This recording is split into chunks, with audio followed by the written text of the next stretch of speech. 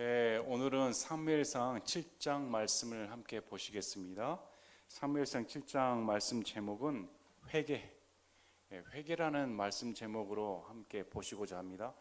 아마 사무엘상 7장 말씀은 에베네셀의 하나님 하면서 복음성가 내용 많이 익숙한 이름들이 나옵니다. 명칭들이 나오지요. 그래서 하나님께서 여기까지 나를 도우셨다, 그런 구절로 많이 알려진 장입니다. 한편 이면에는 우리가 에베네셈을 좋아하지 거기까지 갔던 이스라엘 백성들의 회개가 어떻게 이루어졌는가에 대해 관심이 적은 편이지요. 성경에서는 회개가 무엇인가, 회개가 어떻게 이루어져야 되는가, 이렇게 구체적으로 말씀이 나옵니다. 그래서 본문 장 말씀을 통해 진정한 회개가 무엇인가에 대해서 한번 살펴보시고자 합니다. 구약의 말씀, 성경의 말씀을 통해 고둔이라는 성경 신학자가 네 가지 원리에 대해서 말씀을 했습니다. 역사에 반복적으로 순환되는 성경의 원리 중에 네 가지가 있는데, 첫째 타락, 두 번째 이루어지는 것이 억압, 그리고 세 번째 회개, 그리고 네 번째 구원. 그래서 백성들이 타락하면 주위 적들로부터 억압을 당합니다. 이러할 때 자신들의 잘못을 뉘우치고 회개를 하죠. 회개를 했을 때 하나님께서 구원의 역사를 이루어 가십니다. 그래서 이 네 가지를 통해 하나님께서는 구체적으로 인간들의 죄된 본성을 들춰내시고 죄를 회개했을 때 구원이 이루어진다는 겁니다. 그래서 성경에서 말하는 회개가 무엇인가, 또 회개에 따른 하나님의 구원의 역사가 무엇인가, 이걸 알아야만이 정말 내가 회개한 사람인가, 정말 내가 하나님께 구원받은 사람인가 다시금 살펴볼 수 있는 기회가 될 수 있습니다. 자, 7장 1절을 보니까 기랏 여아림 사람들이 와서 주의 궤를 가져다가 산에 있던 아비나답의 집에 들여놓고 그의 아들 엘르아사를 거룩히 구별하여 주의 궤를 지키게 하였습니다. 벳세메스 사람들이 궤를 감당하지 못해서 이제 기랏 여아림으로 옮겼지요. 거기서 무려 약 20년간이나 있었다. 원래 주의 궤는 어디에 있었어야 됩니까? 실로에 있었어야 되는데 궤가 돌아가지 못했다는 것은 실로가 그만큼 황폐해졌다, 또 백성들의 무관심, 이런 것들을 이유를 들 수 있습니다. 아무튼 20년간이라 기랏 여아림에 있었더니 이스라엘의 온 집이 주를 구하며 애곡하니라. 이제 이스라엘 사람들이 궤의 중요성과 하나님의 손길을 구하기 시작했답니다. 그래서 그 말이 어떻게 나오냐면 애곡하였다, 슬퍼했다, 마음의 고통을 느꼈다, 이런 표현이 나옵니다. 자, 3절에 보니까 사무엘이 이스라엘의 온 집에 말하여 이르되, 이러한 분위기가 이루어졌습니다. 20년간 사무엘이 어떤 일을 했는지 거기에 대해서는 성경이 나오지 않지만 이 3절 말씀을 보면 이 사무엘이 하나님께 돌아오라 이렇게 가르쳤다는 것을 암시합니다.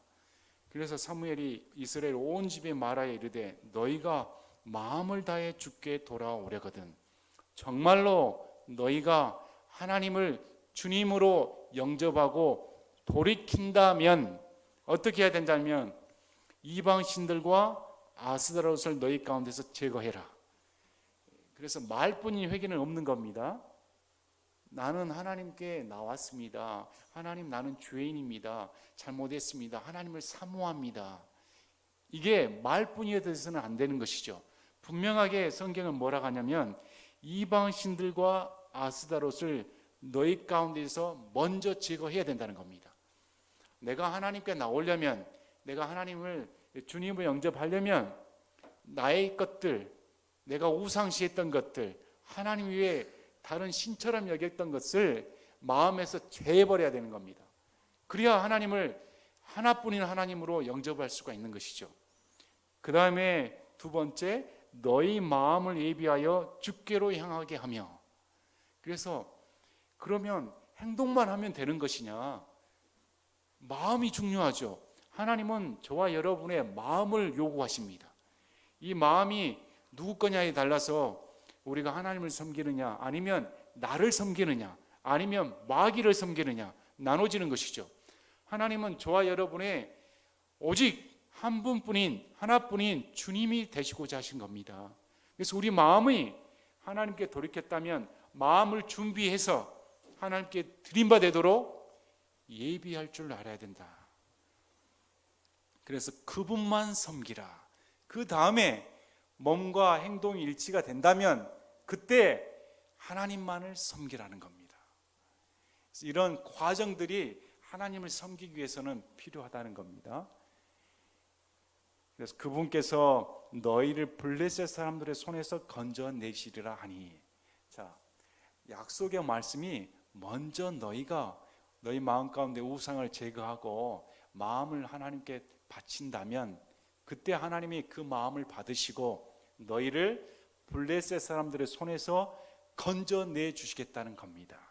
그래서 하나님의 구원은 회개 없이 일어나는 게 아닙니다. 하나님의 구원은 행동의 변화 없이 일어나는 게 아닙니다. 하나님의 구원은 마음의 변화 없이 일어나는 게 아니지요. 그래서 우리에게 요구하는 것은 육체의 할례가 아니라 저와 여러분의 마음의 할례를 요구하는 겁니다. 육체의 할례를 행하면 마음이 아프지요. 피를 흘려야 됩니다. 고통스럽죠. 마찬가지로 예수님 만나는 것은 기쁨이 우선이 아닙니다. 마음의 고통이 수반이 되어야 하는 것이죠. 세상적인 욕심으로부터, 나의 자아로부터, 나의 이기적인 욕심으로부터 떨어져 나가는 아픔이 있어야 되는 겁니다. 그래서 예수님을 나의 주님으로 고백하는 마음의 할례를 받아야 되는 것이죠. 이것이 선행이 되었을 때 그제야 하나님이 우리를 받으시고 구원하신다는 겁니다. 이것은 성경의 일반적인 원칙입니다.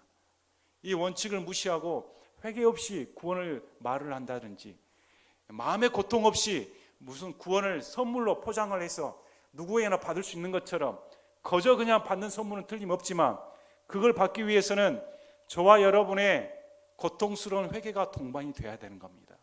그냥 아무 없이 뭐 떨어지는 것처럼 쉽게 우리가 말하는 이지 빌리비즘이죠.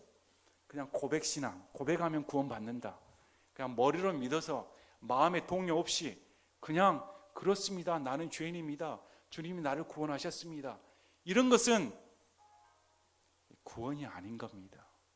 성경에 뭐라고 말합니까? 너희로부터, 너희 자신으로부터 우상을 제거하고 마음을 예비해서 오직 그분만 섬기라는 겁니다. 그것이 성경에서 말하는 구원의 조건입니다. 그래서 보십시오. 4절에 어떻게 나오냐면 이에 이스라엘 자손이 바알들과 아스라롯을 제거하고 주만 섬기니라. 참 이스라엘 백성이 놀랍습니다. 사무엘의 말을 하나님 말씀으로 받아들였습니다. 하나님의 대언자이기 때문에 사무엘 말씀이 맞습니다. 그래서 자신들이 섬겼던 이스라엘 백성들은 선택된 민족 아닙니까? 그런데도 출애굽시킨 기적의 하나님을 알면서도 이런 이집트 신들을 섬기는 바알들과 아스타롯을 섬겼다는 겁니다. 아직도 여러분, 우리가 예수님 믿어서 다시 태어났다고 하지만 여전히 저와 여러분은 우상 숭배입니다. 안 그렇습니까? 저와 여러분, 나는 하나님만 섬깁니다. 하나님께 내 마음을 다 드립니다. 이렇게 고백할 수 있는 사람이, 과연 떳떳하게 고백할 수 있는 사람이 있을까요? 우리 마음에도 우상이 가득합니다. 현실적으로도. 그러나 이스라엘 사람들은 사무엘의 말을 그대로 받아들고 우상을 제거하기 시작한 겁니다. 애지중지했던 바알들과 아스타롯을 다 제거해버렸습니다. 왜 그렇습니까? 이스라엘 하나님이 오직 유일하신 한 하나님을 믿었기 때문에. 그분께 시선이 고정된다면 다른 신들은 필요가 없습니다. 그분께 저와 여러분이 시선이 집중된다면 다른 사람이 눈에 들어오지 않습니다. 저와 여러분의 눈이 오직 예수님만을 바라본다면 다른 것으로 만족을 얻을 수가 없습니다. 오직 그분만이 나에게 유일한 만족을 주시는 분이기 때문에. 그래서 이스라엘 백성이 다 제거하고 주만 섬기니라. 얼마나 복된 말씀입니까? 주만 섬기겠다. 여러분, 예수님 믿으면 이런 말이 나와야 되지 않습니까? 오직 주만 섬기겠다. 그래서 5절에 보니까 그러면 사무엘이 이르되 온 이스라엘을 미스바로 모으라. 주만 섬기니까 마음에 너희들이 준비가 되었다면 미스바로 다 모여라는 겁니다. 온 이스라엘을. 그래서 미스바는 예루살렘에서 북쪽으로 약 8마일 가량 떨어진 곳입니다. 아마 약 12km 정도 되는 것 같습니다. 그래서 우리가 흔히 말씀이 미스바 대각성회, 미스바 금식기도 흔히 이렇게 알려지지 않았습니까? 그래서 이스라엘의 대언자인 사무엘이 온 이스라엘 백성들을 미스바로 그럼 모여라 이렇게. 그래서 내가 너희를 위해 주께 기도하리라 하매 그들이 미스바에 함께 모여. 자, 이들이 미스바에 함께 모여서 한 일이 있습니다. 참 이 말씀은 회개의 구체적인 내용을 가르쳐 줍니다. 첫째가 물을 길어 주 앞에 부었습니다. 두 번째 금식했습니다. 세 번째 우리가 주께 죄를 지었나이다 고백합니다. 자, 이들은 우상을 타파했습니다. 그리고 하나님만을 섬긴다고 마음을 먹고 하나님만 섬겼다고 했습니다. 그러나 이 장에서 뭐라고 나옵니까? 물을 부어 주 앞에 부었다는 겁니다. 물을 길어서. 이것은 에레미야 애가 2장 19절에 보면 밤에 일어나 부르짖을지어다 경점들이 시작되는 때에 내 마음을 주의 얼굴 앞에 물같이 쏟을지어다 이렇게 말씀이 나옵니다. 그래서 이 말씀은 물을 쏟아 부었다는 것은 고통을 상징한다고 합니다. 그래서 하나님 앞에 애통하는 마음으로 나의 고통을 드립니다. 이것은 죄에 대한 응분의 대가를 상징하기도 합니다. 우리들이 하나님을 잘못 믿어서 이런 고통을 맛보았습니다. 이제 회개합니다. 그런 상징으로 물을 부었습니다. 두 번째, 그날에 금식했다. 금식이라는 것은 우리가 목적을 향해 유욕적인 것을 끊을 때 흔히 쓰는 표현입니다. 여러분 금식해 보신 적 있습니까? 육적인 욕구를 떨어버리고 오직 몸과 마음의 중심을 하나님 앞에만 집중시키기 위해서 하는 수단으로 금식을 사용을 합니다. 그래서 내 유격적인 것보다 하나님을 따르는 것이 더 절박합니다. 나의 상황은 육적인 것보다 영적인 것이 더 귀중합니다. 그래서 금식을 하는 것이죠. 금식은 우리 신앙생활에 정말로 필요한 겁니다. 하나님, 예수님도 우리의 필요할 때는 금식하라고 했습니다. 어느 때 금식합니까? 내 마음에 과연 예수님이 마음의 중심에 와 계신가? 왜 내가 이렇게 죄 가운데 마음이 시달리고 있는가? 왜 마음이 무덤덤한가? 요즘 내가 아닌 것 같다. 하나님을 고백하는데 전혀 내 마음에 동요가 일어나지 않는다. 그러면 문제가 있는 겁니다. 이스라엘 백성도 그렇습니다. 내 마음에, 이스라엘 백성들의 마음에 전심으로 하나님을 찾고 싶은데 애절함을 표현하는 것이 금식입니다. 만약 성도들이 금식을 한다는 것은 하나님이 기뻐하실 일이죠. 그만큼 간절하게 우리 하나님을 찾는 모습을 보이기 때문에. 그래서 성경에서는 금식할 때 얼굴에 티를 내지 말라는 겁니다. 그것은 나와 하나님과의 1:1 관계이기 때문에 하나님만을 알아주기 위해서, 하나님만이 나를 알아주기 위해서 하는 기도잖아요. 사람들이 나를 알아봐줘서 나 이렇게 하나님께 열심입니다, 이렇게 하나님께 기도합니다, 이걸 내세우는 게 아니죠. 때로는 신앙생활에 금식이 필요한 겁니다. 그래서 세 번째, 우리가 주께 죄를 지었나이다. 그래서 이스라엘 백성들은 회개의 형태를 그대로 보여줍니다. 마음의 고통, 번민, 애절함, 하나님을 찾고자 하는 열망, 이런 것들이 물을 붓고 금식의 표현으로 나옵니다. 그리고 고백을 하게 되는 것이죠. 우리가 주께 죄를 지었나이다. 여러분, 예수님 만난 사람은 자신의 죄를 볼 줄 알아야 됩니다. 제가 주석가 책을 보니까 너무도 감동적인 글귀가 적어져 있습니다. 그 글귀가 우리가 구원받는 것은 우리가 우리의 죄를 보는 겁니다. 또 여러분 지옥 봤습니까? 지옥은 어떤 곳입니까? 불타오른 곳, 고통받는 곳, 마귀가 득실거리는 곳, 뭐 이런 것으로 많이 추상적으로 생각할 겁니다. 그래서 그 주석가가 어떻게 말하냐면, 지옥을 보는 것은 바로 저와 여러분의 죄를 보는 것과 같습니다. 여러분, 여러분의 죄를 보면 지옥을 보는 것과 같다는 겁니다. 그래서 이러한 마음이 있어야만이, 그래야 구원이 현실적으로 다가오는 겁니다. 이러한 애통함이 있어야만이. 보십시오. 이스라엘 백성들은 하나님이 이러한 각성을 보였을 때, 이러한 고백을 보였을 때, 이러한 회개를 진심으로 드렸을 때 하나님이 구원의 역사를 베풀어 주시는 겁니다. 오늘날 쉽게 말하는 구원은 없는 겁니다. 어떻게 예수님의 십자가상에 나와서 자신의 죄를 보지 못하고 구원을 받을 수 있다는 겁니까? 그건 거짓입니다. 십자가상은 저와 여러분에게 예수님의 보혈로 말미암아 죄를 온 천하 만민에 하나님 앞에 들춰내버린 겁니다.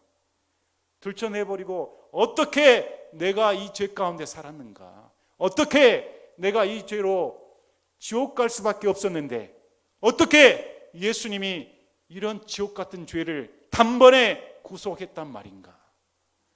그래서 자아가 상실되는 겁니다. 이기적인 자기중심적인 셀프가 죽어지는 것이죠. 살아날 수가 없는 겁니다. 예수님 앞에 어떻게 자기 개발, 자기 연민, 자기 사상, 예수님을 말미암아 자기 복된 이런 것을 추구할 수가 있다는 겁니까? 안 된다는 것이죠. 그래서 예수님 앞에 이런 회개와 죄에 대한 고백이 동반되어야만이 하나님께서 받으신다는 겁니다. 여러분 진정 회개하셨습니까? 여러분의 회개가 성경적에서 말하는 회개입니까? 성경에서 말하는 구원에 합당한 회개입니까? 우리가 하나님을 하나님으로 알아야 됩니다. 그분은 너무도 거룩하신 분입니다. 세상 신이 아니죠. 우리의 머릿속에 계시는 분이 아니죠. 우리의 상상을 초월하신 분입니다. 그분의 거룩한 본성 앞에 나오게 된다면 어찌 두려워 떨지 않을 수가 있단 말입니까? 그래서 이스라엘 백성은 이 하나님께 돌이키기 위해 주께 죄를 지었습니다. 이렇게 고백을 합니다. 그 전에는 마음을 예비하고 우상들을 제외하는 행위적인 내면을 보였습니다. 그러나 이 면에서는 이스라엘 백성들의 마음속 깊이 있던 것을 꺼내 보이는 겁니다. 정말로 주님, 나는 죄를 지었습니다. 여러분, 예수님 믿는 것은 날마다 이런 고백이 나와야 됩니다. 어떻게 예수님을 만나면서 날마다 이런 고백이 안 나온다는 것은 참 불쌍한 사람입니다. 가장 행복한 사람은 오늘 예수님 만나고 내일 예수님 만날수록 주께 범죄하였습니다. 주께 더 죄를 지었습니다. 살면 살수록 내 안에 있는 것은 죄밖에 없습니다. 주님, 용서해 주십시오. 이게 예수님 만나는 사람입니다. 여러분, 예수님 만나고 계십니까? 우리가 신앙생활을 정말 잘하고 예수님을 알게 되면 하루하루 나의 죄된 본성을 들춰낼 때마다 얼마나 감사한지 모릅니다. 와, 이전에는 내 죄가 이만큼인 줄 알았는데 어떻게 예수님을 알면 알수록 이 죄가 이만큼 되네. 이제 예수님을 오게 되니 내 죄가 산덩어리만큼 하고, 더 예수님을 알면 알수록 이 온 우주로도 내 죄를 감당할 수가 없구나. 그래서 예수님을 만나게 되면 자신이 죽고 내 죄된 본성을 드러낼 수가 없기 때문에 예수님이 나의 전부를 차지하게 되는 겁니다. 그래서 그 사람 가운데 예수님이 전부가 되셔서 예수님을 말미암아 구원의 역사가 일어나는 것이죠. 세상과 나는 갈 곳이 없는 겁니다. 그런 예수님을 만나시기 바랍니다.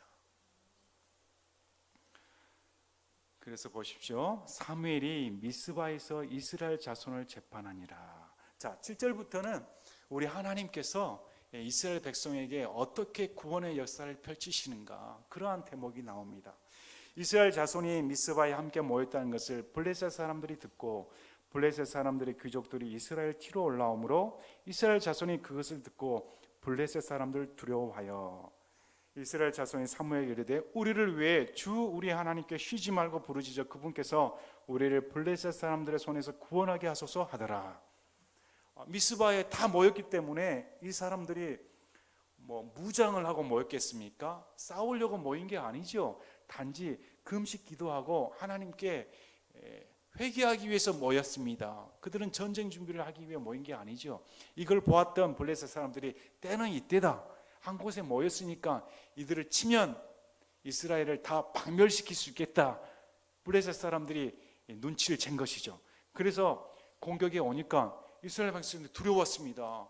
준비도 안 하고 왔는데 저 블레셋 사람들한테 싸우면 우리는 어떻게 되나? 사무엘 대언자에게 하나님께 제발 구원해 달라고 기도 좀 해 주십시오. 이렇게 되었습니다. 그랬더니 사무엘이 젖 먹는 어린 양을 취해 전체를 번제 헌물로 주께 드리고 이스라엘 위에 주께 부르짖음에 주께서 그의 말을 들으셨더라. 그래서 이제 레위기 말씀을 보면 이 젖 먹는 어린 양은 8일째 되는 어린 양을 이렇게 번제 헌물로 드린다고 합니다. 아무튼 사무엘은 젖 먹는 어린 양을 이스라엘 위에 주께 부르짖는 역할을 하였습니다. 그래서 10절에 보니까 사무엘이 번제 헌물을 드릴 때 블레셋 사람들이 이스라엘과 싸우려고 가까이 왔으나 그 날에 주께서 큰 천둥으로 블레셋 사람들에게 천둥 소리를 내사 그들을 무찌르시니 그들이 이스라엘 앞에서 패함으로. 아멘. 우리 하나님께서 천둥을 사용을 하셔서 블레셋 족속들을 패망시키는 기적을 베풀어 주십니다. 아무도 기대하지 않았죠. 이스라엘 백성들이 이렇게 하나님께서 역사하시라고는 생각할 수 없었던 일이었죠. 그래서 우리 하나님의 구원의 역사는 신기하고도 놀라운 것입니다. 어떻게 십자가상에서 피 흘리시고 부활하셔서 우리를 구원하시는 유일한 길을 제시하실 수가 있다는 겁니까? 그건 놀라운 길입니다. 놀라운 능력이시지요. 마찬가지로 구약에서도 이스라엘 백성들이 회개했을 때 그 기도를 들어주시고 우리 하나님께서 구원의 역사를 기적을 베풀어 주십니다. 저와 여러분 응답받고 싶습니까? 저와 여러분 기도가 하나님께 상달되고 싶습니까? 먼저 회개하십시오. 먼저 우리의 죄를 주님 앞에 들고 나와 주님 이런 죄를 지었습니다. 이렇게 저는 주께 범죄하였습니다. 용서해 주십시오. 그리고 여러분의 구할 것을 구하십시오. 그러면 하나님은 성경의 말씀처럼 회개를 들으시고 기뻐 받으시고 응답하여 주시는 분이십니다. 그래서 우리 하나님께서 내가 너희에게 번제물을 원하느냐, 소를 원하느냐, 양을 원하느냐, 황금을 원하느냐, 내가 원하는 것은 바로 저와 여러분의 상하고 통회하는 마음이라는 겁니다. 애통해하는 마음, 죄에 대해 상한 마음, 하나님을 멀리했던 마음 다 주님 앞에 들고 나와 회개하였을 때 우리 하나님이 기뻐하시는 헌물이라는 겁니다. 그래서 이 오늘 말씀을 보십시오. 이스라엘 백성이 타락했습니다. 그래서 블레셋 사람들에게 억압을 받습니다. 그래서 못 살게 됐지요. 자신들의 우상이 섬겼던 우상이 자신들을 구원시킬 수가 없음을 깨달았습니다. 그래서 우상들을 버리고 회개했죠. 전심으로 회개했을 때 우리 하나님께서 받으시고 구원의 역사를 일으켜 주십니다.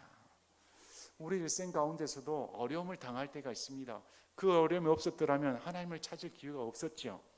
어려움이 오니까 하나님을 만나볼 기회가 찾아와서 주님 앞에 나와 주님 제발 구원해 주십시오.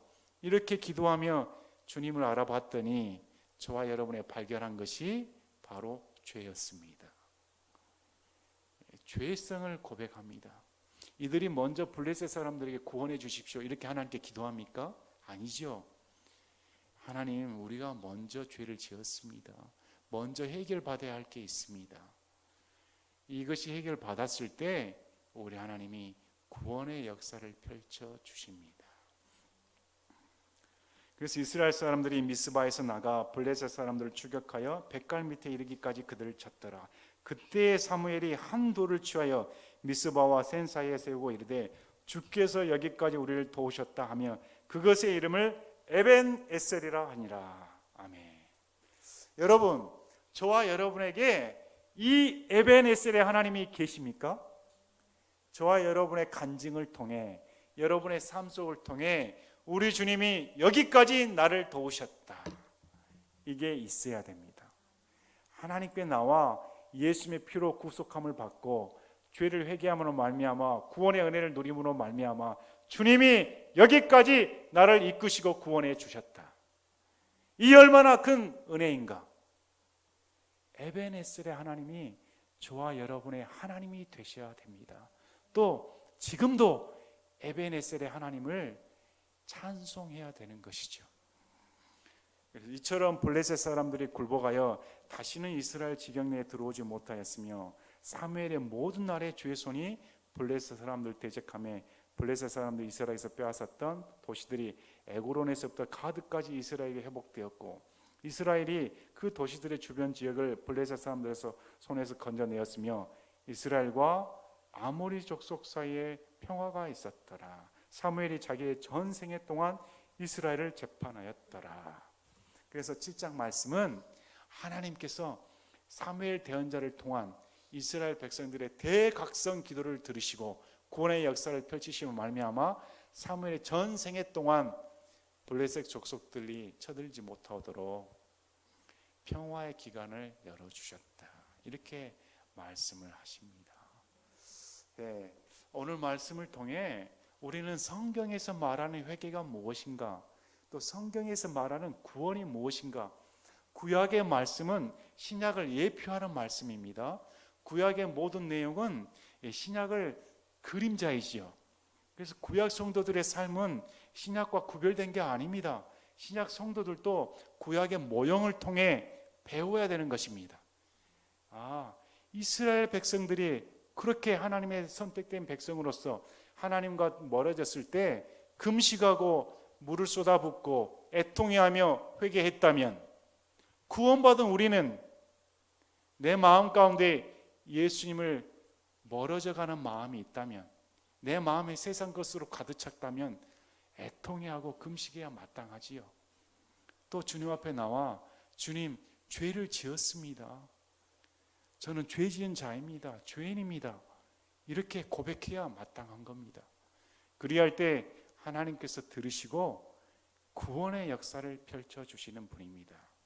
그래서 이 구원의 레파토리는 동일하게 지금 이 순간에도 하나님께서 이루어 가시는 역사의 순환점이시죠.